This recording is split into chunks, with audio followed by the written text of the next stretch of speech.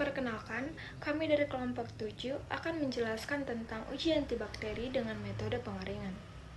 Yang akan kami jelaskan di sini adalah yang pertama, pengertian dan metode pengeringan. Yang kedua, tujuan pengeringan. Dan yang ketiga, keuntungan serta kekurangan metode pengeringan. Pengertian pengeringan. Pengeringan adalah proses pemindahan panas dan uap air secara simultan yang memerlukan energi panas untuk menguapkan kandungan air yang dipindahkan dari permukaan bahan yang dikeringkan oleh media pengering yang biasanya berupa panas.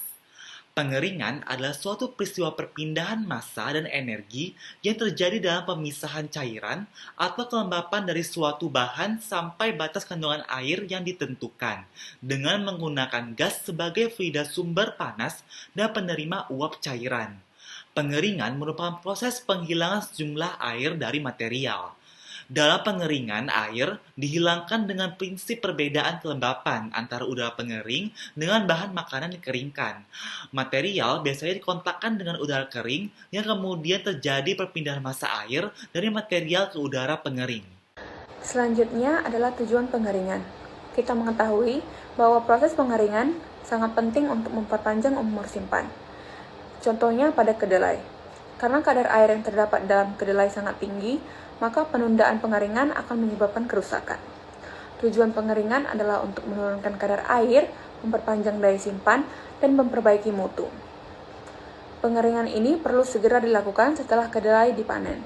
Menumpuk hasil panen lebih dari 2 hari menyebabkan biji kedelai dapat busuk.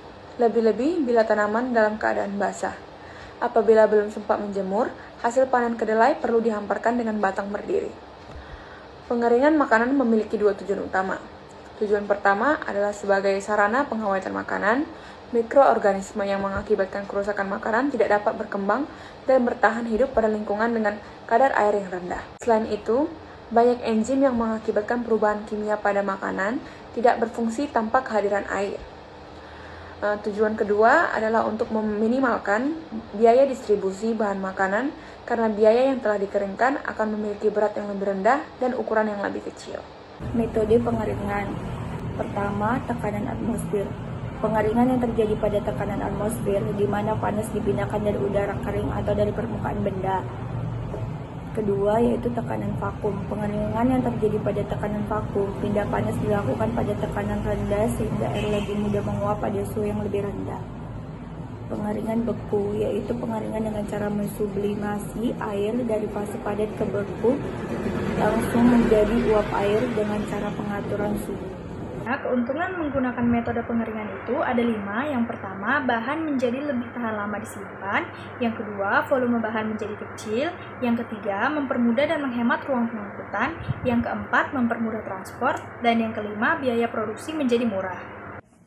Adapun aspek kerugian dari dilakukannya teknik pengeringan yaitu perubahan sifat asal bahan yang dikeringkan berupa bentuk ataupun penampakan fisika kimia, serta penurunan mutu, sehingga diperlukannya pekerjaan tambahan untuk menghindari terjadinya perubahan sifat asal tersebut.